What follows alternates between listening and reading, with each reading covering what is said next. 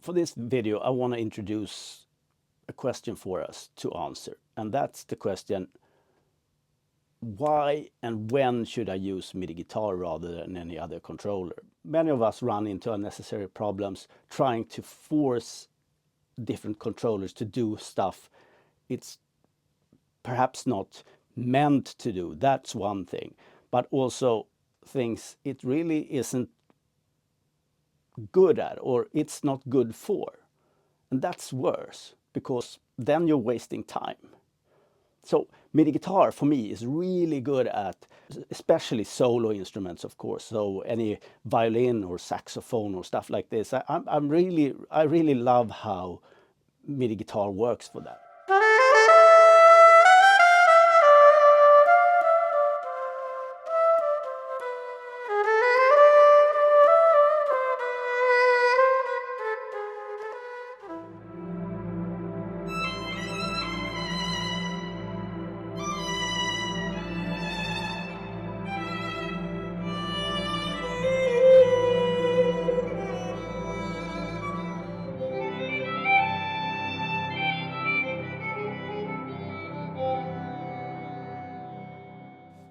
I mean, I have one of these.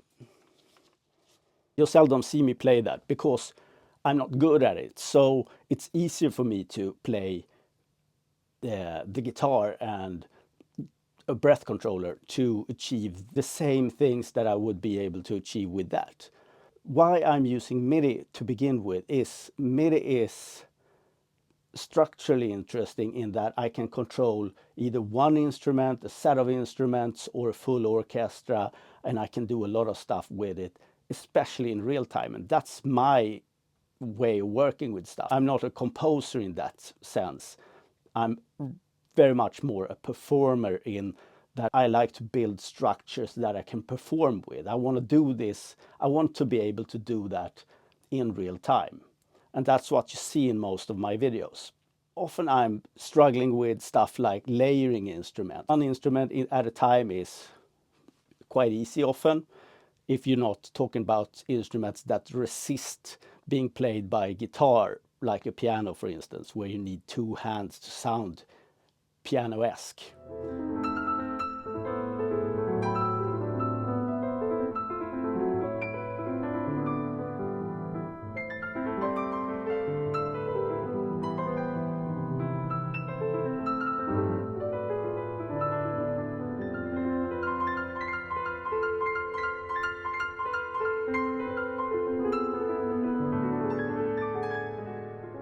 So the idea here is to use MIDI because it enables me to build these performance structures that I'm not possible to achieve otherwise. So stuff like layering two instruments. Let's say I have this nylon string guitar and an accordion of some sort.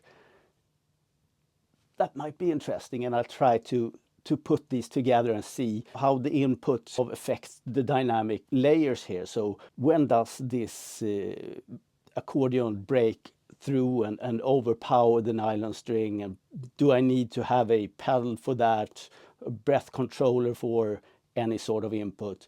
And that way I can save a patch with those two instruments and make that into a performance patch. This is really what I'm interested in.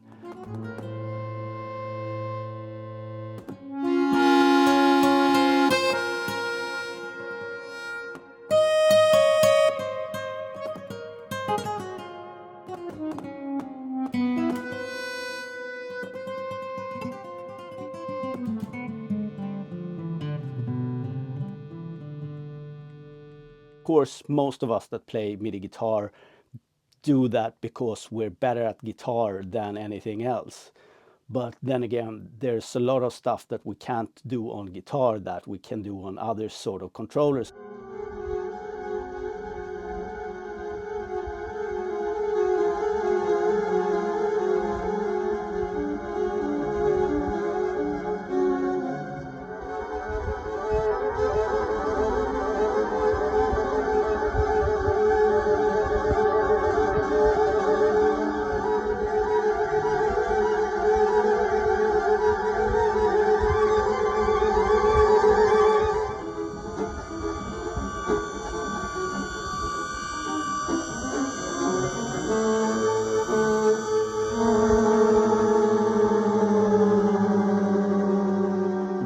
choose the best controller for a specific purpose rather than using MIDI guitar for everything, that might solve a lot of issues that we might have.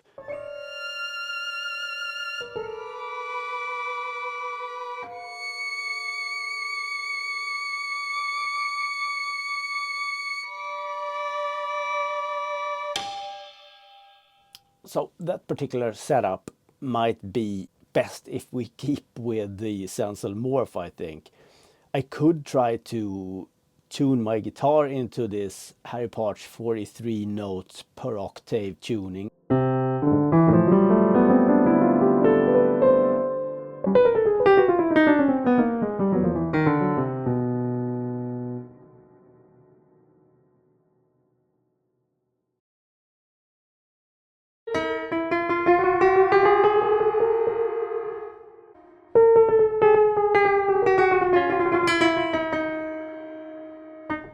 But the note distribution and the way that I can perform these things together is totally different. So I wouldn't use my guitar for that, even if I could recreate this, because it would take away something from this.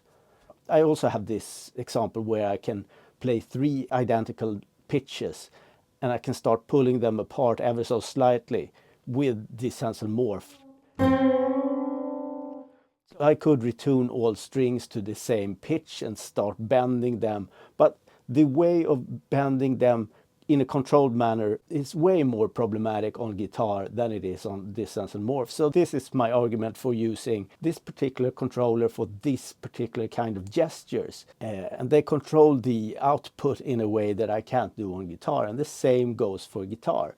If I'm using guitar, I can use all these small imperfections that goes with grabbing a guitar with strings that are pushing down on the frets and stuff like this. You get natural variations in pitch that you don't get on a piano or a Sensel Morph in the same way. And therefore you should use your guitar for whenever you want that kind of input.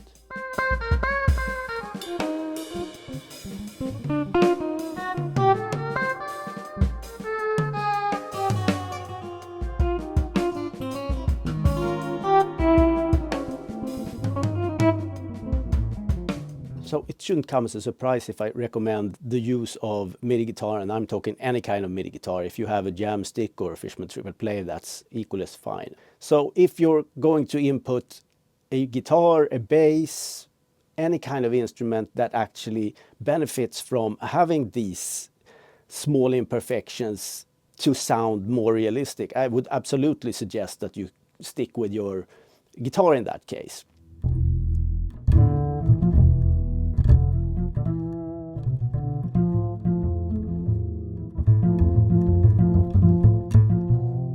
So what about something like the Roley Seaboard, for instance?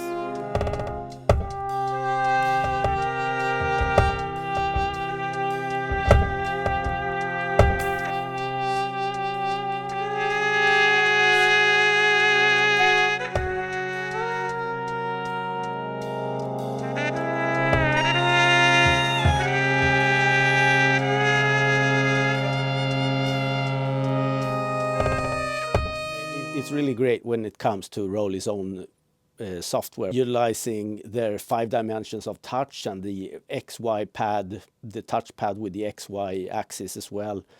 They're often very creative patches. It really helps me think in different ways when it comes to some of the dimensions that I don't get to utilize in or with the MIDI guitar. Like lift is interesting, and the touchpad is something that helps me think in new ways when it comes to stuff like my breath controller. With my breath controller, I have a bite sensor and I have a breath sensor. These are normally associated with stuff like expression, so that would be pressure, for instance. And bite goes into anything that I have this need to control in a more direct way. But when it comes to something like the XY axis on the touchpad, I've experimented somewhat with sort of associating this with the tilt or the nod accelerometers in the Tech Control BBC2 that I'm using. They detect any motion like nodding or tilting your head and stuff like this. And I can use this to control the XY axis for the patches with the Rolly keyboard, for instance. So it helps me expand on my way to use the MIDI guitar setup as well. But the most important thing for me about the Rolly keyboard is actually the glide dimension and the part above and below the actual squishy keyboard, where you can sort of go in opposite directions with two glides that spans, I think it's 48 semitones, if you do this correct.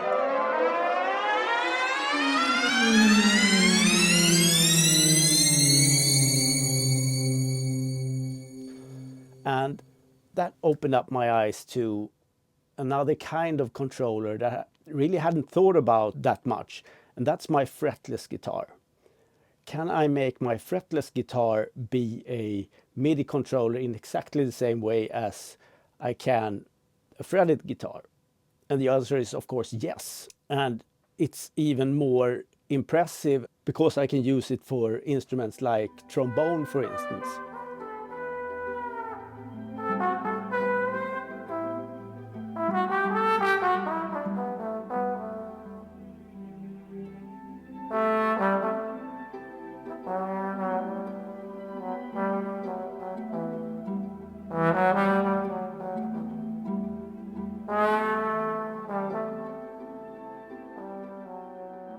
In this case, I can use my fretless guitar together with the MIDI Guitar software, and that's a great solution. If I'm using it together with MIDI Guitar 3, I have the polyphonic bends, which makes stuff like this bidirectional glide action possible also on a guitar.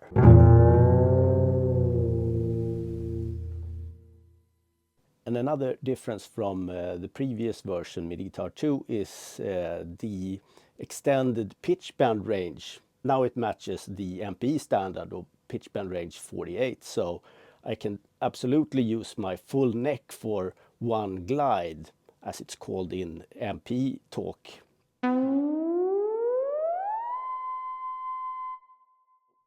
One advice that I usually give is to match the pitch bend range on the controller with that in the synth. But there are some interesting applications where you're not matching the pitch bend range in the controller with the pitch bend range in the instruments. And I'll show you some here. And I'm going to use my fretless guitar, MIDI Guitar 2 in this case, because I did this a couple of years ago, and the Swam instruments. Let's just begin by using a pitch wheel on a keyboard, pushing it from its neutral position in the middle all the way up, or all the way down if you want to.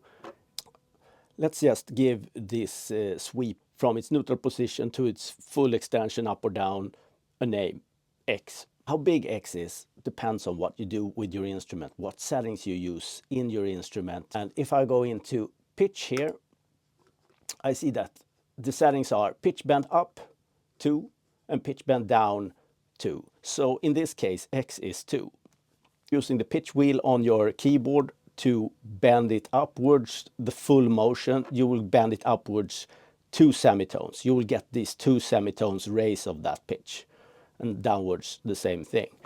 I can make them asymmetrical, and then you'll probably want to use separate names for these, but we're going to stick with a symmetrical approach here for the instruments internally, so we can use X still. But the difference is that I'm going to use different values for X for each instrument instead. But why would you want to do that?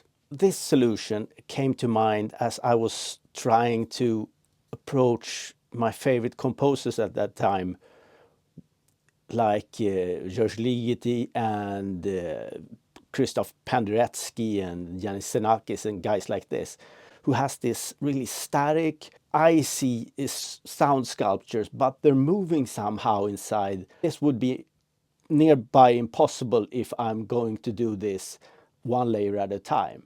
So I kind of created this setup in Ableton where I set up these instruments to react to the same MIDI input, but with different end goals. So with different pitch bend ranges, they would take the same sort of input information, but bend in different ways. With that kind of setup, I can create a motion like this.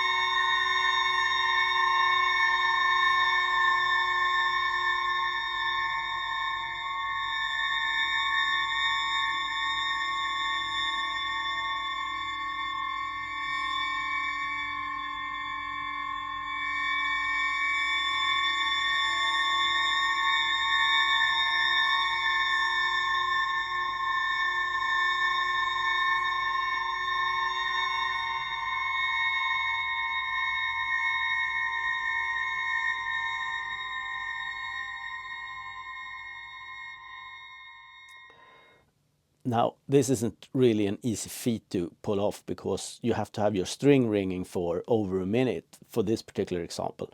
The sustain jack keeps the string ringing so that I can pull this off, and the breath controller controls the dynamics of the instruments that I'm using here. But this makes it possible for me to interpret some of the graphical notation of Penderecki's, for instance.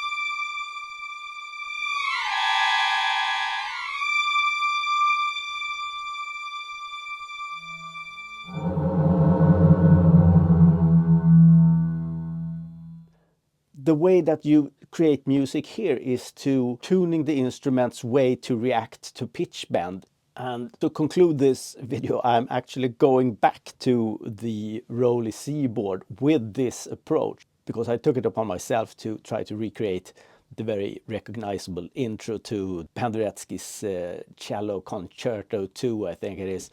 And I actually couldn't do that with a guitar anymore because I needed my second hand for another kind of gesture where I used the expressive E touche controller.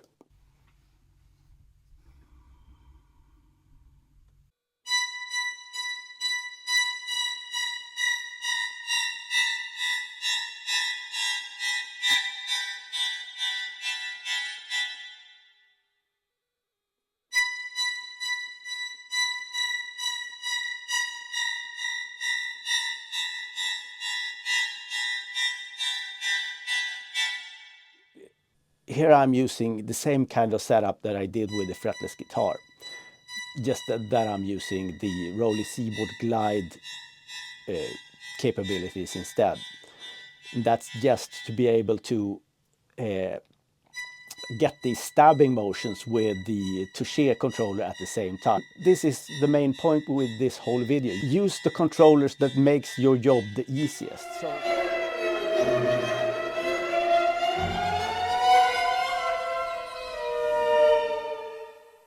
I wanted technology to be able to help me expand on the ways I think of music and the way I think of music creation. The will to experiment is actually what should guide you here. And different controllers are good at different things. I want to use the ones I have to the best of their abilities. That's all. So thanks for now and see you later. Bye.